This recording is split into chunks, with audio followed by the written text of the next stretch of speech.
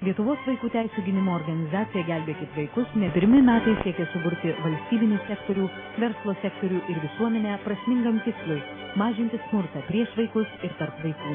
Nors tai valstybinių institucijų atsakomybė, visuomenės pozicija yra galingiausia jėga galinti daryti teigiamus pokyčius, teigia Lietuvos vaikų teisų gynimo organizacija Gelbėkit vaikus.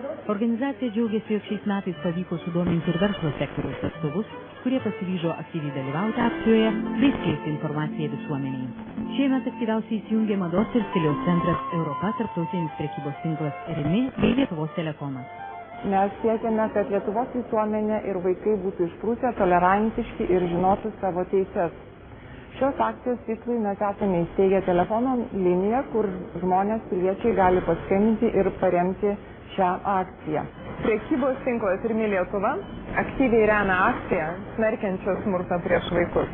Visose mūsų prekybos tinklo parduotuvėse yra dalinami lipdukai remiantis šią akciją.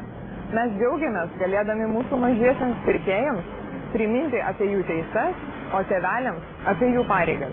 Tai ne pirmoji organizacijos Gelbėkite vaikus akcija, prie kurios prisideda mados ir stiliaus centras Europa. Tikimės, kad Lietuvos gyventojai neliks abejingi ir paaukos specialiai prekybos centro Europa įrengtose aukų dėžutėse. Ypač juntama, kad visuomenė vis labiau įsitraukia į kovą prieš vaikų smurtą.